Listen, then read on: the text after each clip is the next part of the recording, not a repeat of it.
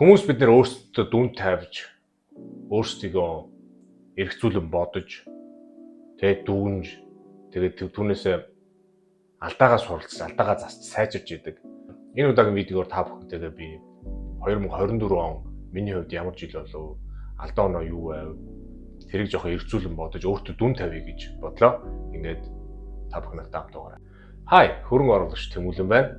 Манай мөнгө сэтгэл зүй хувийн санхүү ярьдаг Money Wise Master channel тавтай мөрөл. Хэрэг та миний видеог анх удаа үзэж байгаа бол лайк дараад subscribe хийгээрэй. Бас шеэрлэх мартаа. Харин би тэрний оронд танд мөнгөтэй холбоотой, мөнгөний сэтгэл зүйтэй холбоотой маш сонирхолтой видеонууд бэлтгэн өгөх болно. Ингээд видеонд орцгоё.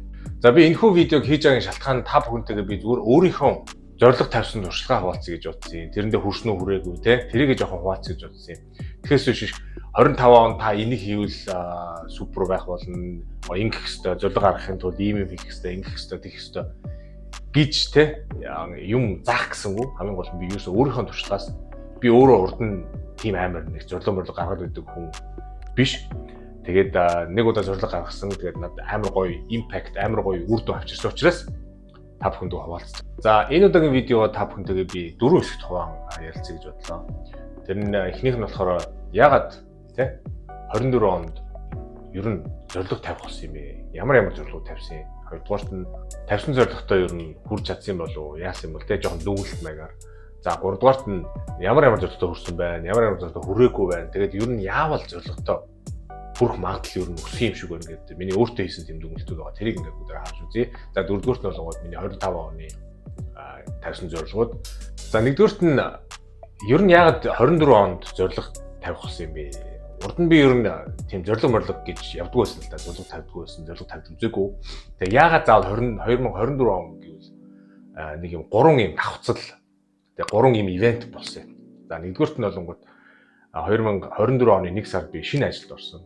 Урд нь хуучин ажилдаа би 8 жил ажиллажгаад тэгээ дараа нь тэр ажлаасаа гараад шинэ ажилд тэгээ орсон ба. За хоёрдугаарт нь болонгод нэг удаа би YouTube ухаж явж байгаа. The Diary of a CEO гэдэг YouTube суу гэдэг Stephen Barrett гэдэг. Тэгээ тэрэнд Ramit Sethi-гийн оролцсон нэг дугаар байсан. Don't buy a house гэдэг. Тэгээ яагаад чи мэдгүй тэр цуурлыг тэр ингээд те ярилцахыг үзмээр санагдаа. Тэгээд үзсэн. Тэр бол маш том цохилт болсон тийм миний эдийн засгийн хувьд одоо мөнгөний сэтгэлгээний хувьд амар том цохилт болсон. За 3 дугаарт нь болонгууд шинэ ажилд ороод бүх юм шинэ байсан. Тэгээд бүх шинэ хамт олонтой болсон. Тэгээд шинэ хүмүүстэй танилцсан. Тэгээд нэг танилцсан хүн маань надад амар импакт өгсөн. Тэр надаас жоохон дүү залуутай. Тэгээд амар иш хүчтэй, надад талаар тийм амар сэтгэл төрүүлсэн. Тэгээд энэ 3 шалтгаанаас болж би миний амьдрал 2024 онд ингээ оронгоор өөрчлөгдсөн байна. Юусэн ингээ. Тэгээд 2024 он бол миний амьдралын одоо best он гэж хэлж болно. 2024 онд миний 30 оны жил орсон юм шиг байлаа. Тэгээд монголчууд яриад байдаг 30 оны жилдээ жоохон болгоомжтой байгаарай, жоохон барцтай байдгийг. Ер нь бол нэг сайн биш мэш гээл тэгэл ингээ жоохон болгоомжтой бай. Мэдгүй тийм юм бол надад мэддэггүй хамгийн гол нь эсэргээрээ хамгийн best он байсан. За тэгээд 24 оны 1 сард шинэ ажилд ороо те Ramit Sethi-гийн оролцсон тэр юуг үзээд нэвтрүүлгийг үзээд шинэ хүмүүстэй ингээд танилцаад миний амьдрал ер нь ингээ оронгоор эргэсэн л те.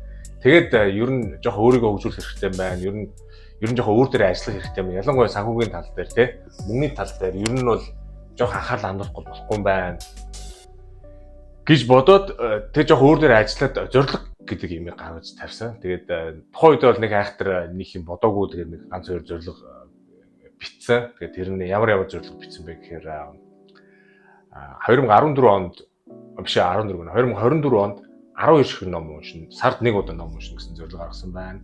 За тэгээд 2024 онд хизээ нэгэн цагт яг тэдэн тэгж гэж яг бичээгүй зүгээр YouTube сууг хэлнэ гэж бичсэн байсан байна.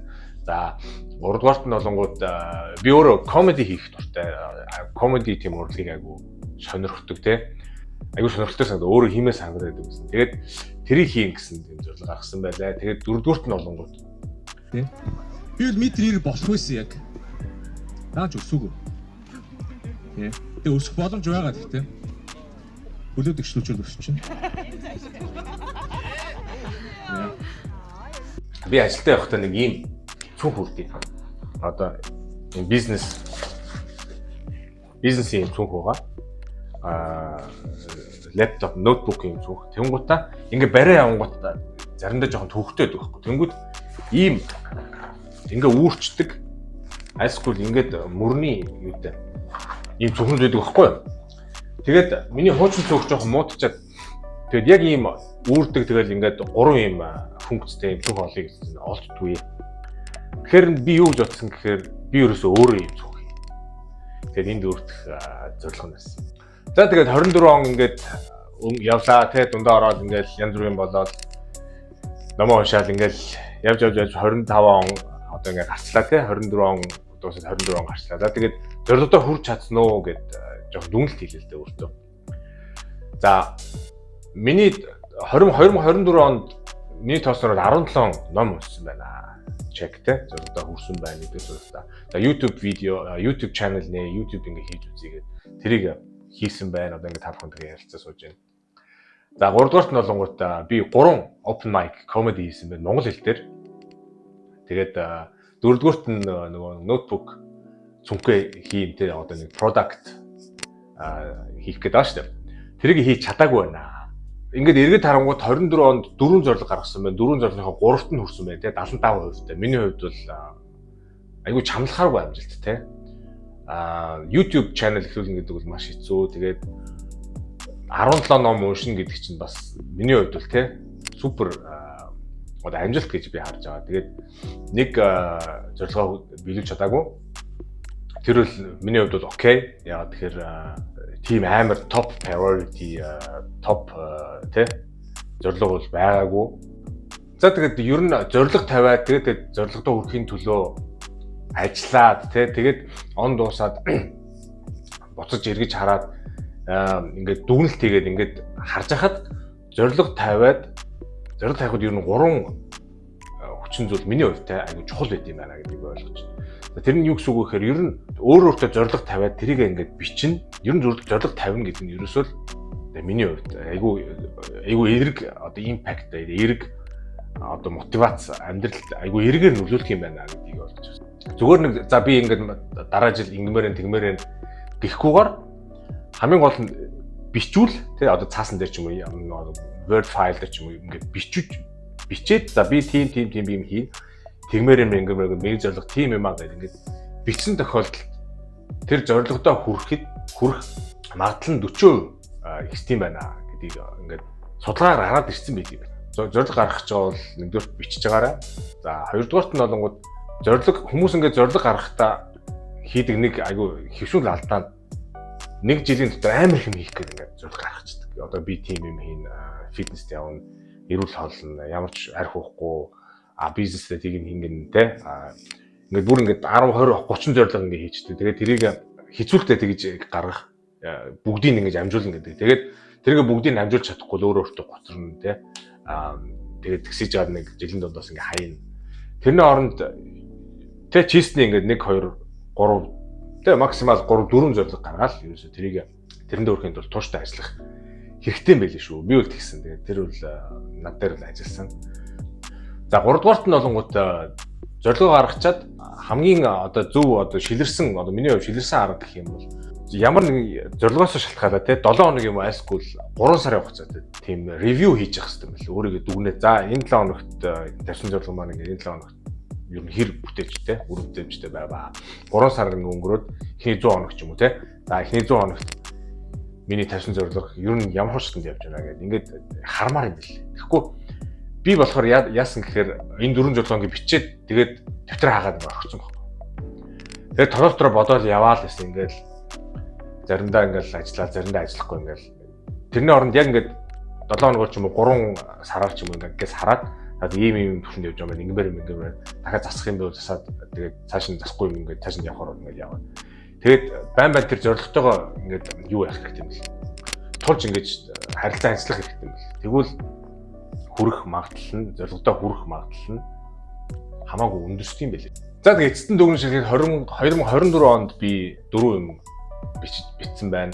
Тэгээд 4.3 нь хүрсэн байна. Goal-тай байна гэдэг нь айгүй том импакт болж өгсөн миний хувьд. Одоо миний амьдрал айгүй эргэр нөлөөлсөн. Тэгээд тийм учраас 2025 онд би угаасаа энэ системээ те энэ зорилго энэ goal гэдэг энэ системээ цааш нь үргэлжлүүлэхээр шийдсэн. Тэгээд 2025 онд детальтлсан зорилго гаргацсан байгаа. Тэгээд жишээлбэл ямар зорилго гаргасан бэ? Stand up comedy гэж жоохон push нь бол ингэж бодсон. 12 номоо те сарын 1 ном те унших хിവэрэ байгаа. Тэг гэр бүлийнхээ хүмүүстэй, орчин тойрныхоо хүмүүстэй харилцаагаа жоохон сайжруулъя. Тиймэрхүү зорилго ингээд тавьсан байгаа. Тэгээд ер нь бол миний хувьд айгүй эрг импакт өгсөн. Та нарын хувьд ч гэсэн гоё эрг импакт өгөх байх гэж бод. Та бүхэн юу гэж бодож байна? Комент хэсэгт бичээрэй. Ингээд энэ хүртэл хамт байсан та бүхэндээ баярлалаа. Дараагийн видеогоор илүү гоё сонирхолтой юм ярилцах болно. Ингээд хамт байсан баярлалаа. Чао.